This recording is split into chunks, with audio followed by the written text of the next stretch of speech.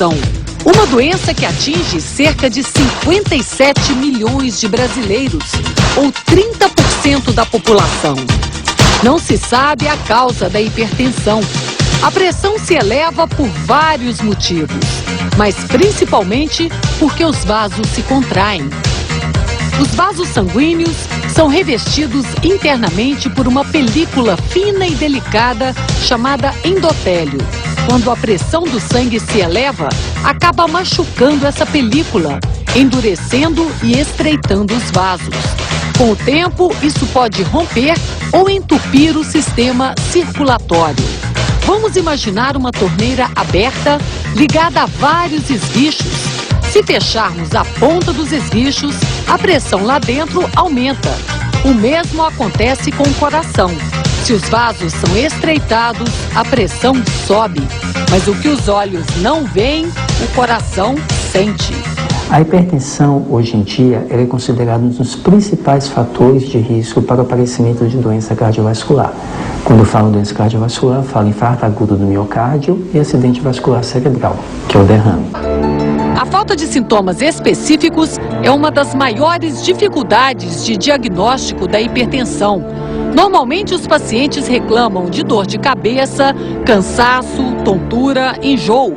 Sinais que podem ser atribuídos a várias doenças. A pressão normal é considerada normal ótima, abaixo de 12/8. Não considero. A partir do momento que você consegue controlar aquela doença, então... Mas este é um erro cometido pela maioria dos pacientes. Segundo os médicos, uma vez hipertenso, sempre hipertenso. A doença crônica é um dos grandes desafios da medicina, que insiste em mostrar a importância do tratamento. É difícil aceitar que a pessoa está doente, né? Então, qualquer situação pode ser um subterfúgio para, não é verdade, eu não estou... Ainda mais a hipertensão, que não tem sintoma. Sua circunferência abdominal deu 92, Ana Maria. Nossa mesmo! No caso das mulheres, essa medida não pode passar de 88 centímetros. E nos homens, o abdômen deve ter, no máximo, 102 centímetros. O exercício tem que ser moderado, de caminhada ou de corrida, ou mesmo de natação. E o exercício muito intenso não melhora a hipertensão arterial. E quanto que o paciente Os pode cursos de nutrição complementam. A nutricionista explica por que o sal é ruim para o coração. Ele aumenta a quantidade de água dentro do corpo da gente, essa água acaba indo para o sangue e isso faz com que aumente o volume sanguíneo, consequentemente aumenta a pressão sobre os vasos. Ensina qual é a quantidade de sal ideal para as refeições diárias. Portanto, o ideal é não ter um saleiro sobre a mesa, porque a gente não tem noção dessa medida. Então, o ideal é que se meça uma colherzinha de café bem rasa para o almoço e uma para o jantar. E sugere uma variedade de ervas para dar sabor ao alimento. Então, alho, cebola, salsinha, cheiro verde, orégano.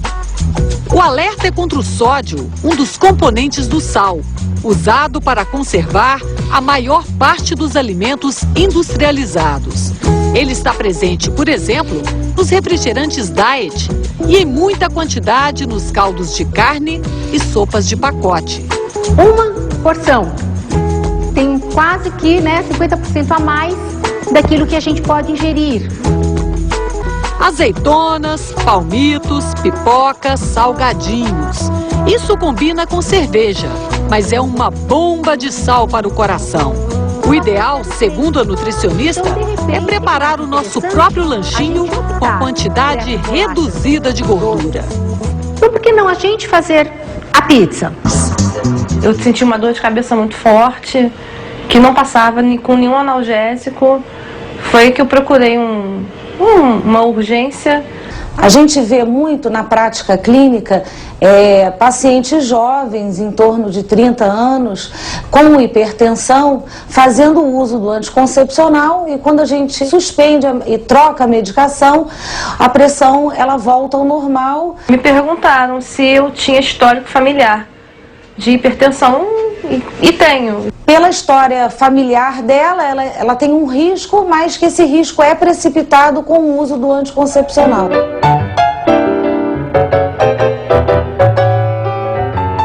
Mas o anticoncepcional é apenas um dos ingredientes de uma receita muito perigosa para o coração, formada ainda por bebida alcoólica, cigarro e vida sedentária. A genética explicaria 30% da probabilidade de você ter ou não hipertensão arterial. O estudo quer ir mais longe. Ele quer agora chegar e falar, bom, nesses 30%, onde é que eles estão no genoma? E, eventualmente, qual é o gene, ou qual é a receita que está com problema? Já se sabe também que os fatores ambientais, estilo de vida, estresse, hábitos alimentares, são responsáveis pelo restante dos 70%. E o estudo pode mostrar por que algumas pessoas, mesmo com histórico familiar, muitas vezes não desenvolvem a doença. É que cada organismo lida de forma diferente com as influências. A idade não é a da preocupação. Nós crescemos acreditando que a infância e a adolescência são as fases da vida em que nos sentimos inatingíveis. Nem sempre a hipertensão infantil está ligada à obesidade, mas o controle do peso ajuda na busca do equilíbrio, sem o uso de medicamentos. A pessoa pensa que depois, quando ela ficar com a adolescente, ela emagrece. Não. Ela vai continuar mais gorda e com mais problemas. O menino também. Em um século de pesquisas pelo mundo, os cientistas já descobriram como melhorar a qualidade de vida dos hipertensos. Mas ainda há muito o que fazer. O uso de medicamentos redutores da pressão, de forma contínua e orientada pelos médicos, continua a ser a principal estratégia de controle da hipertensão. Uma substância produzida pelo próprio organismo humano é a base de um novo medicamento. Esse remédio tem conseguido controlar a pressão de mulheres grávidas que sofrem de pré-eclâmpsia, uma doença que pode matar a mãe ou o bebê. O novo medicamento não tem efeitos colaterais e não ameaça a gestação. Como nós estamos trabalhando com um princípio que é endógeno, ou seja, produzido pelo próprio organismo, ele pode ser usado em grávidas. E com isso, nós esperamos poder viabilizar que a gravidez chegue a termo, né, com o controle do quadro clínico dessas pacientes. Esses bichinhos que dão arrepios podem salvar vidas. O veneno que mata também cura. O acaso ajudou os pesquisadores que buscavam um antídoto para a dolorosa picada. E eles descobriram nessa substância um poder que nem conheciam.